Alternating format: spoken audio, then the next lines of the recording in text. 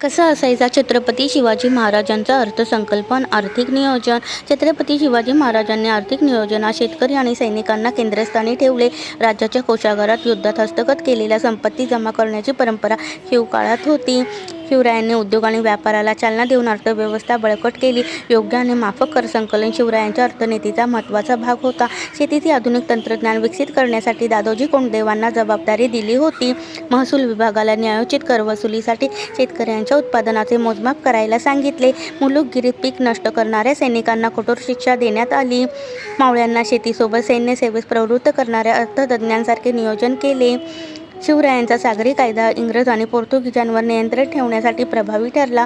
1674 मध्ये मराठा आरमारात 74 युद्धनौका सज्ज होत्या. जहाजबांधणी उद्योगासाठी मागास जातींना सामावून घेतले गेले. कुलाबा बंदरावर मराठा आरमारासाठी प्रगत जहाजबांधणी केली जात होती. शिवरायांनी सागरी संरक्षणासाठी स्वतंत्र आरमारी तुकड्या तयार केल्या. व्यापार वाढावा यासाठी रायगड किल्ल्याजवळ भक्कम बाजारपेठ निर्माण केली. सैन्याला योग्य दरात वस्तू उपलब्ध होण्यासाठी व्यापार धोरण राबवले. शस्त्रास्त्र निर्मितीला चालना देऊन स्वयंपूर्णतेचा मार्ग स्वीकारला. किल्ल्यांची सुरक्षितता राखण्यासाठी गडकऱ्यांना कठोर सूचना देण्यात आल्या.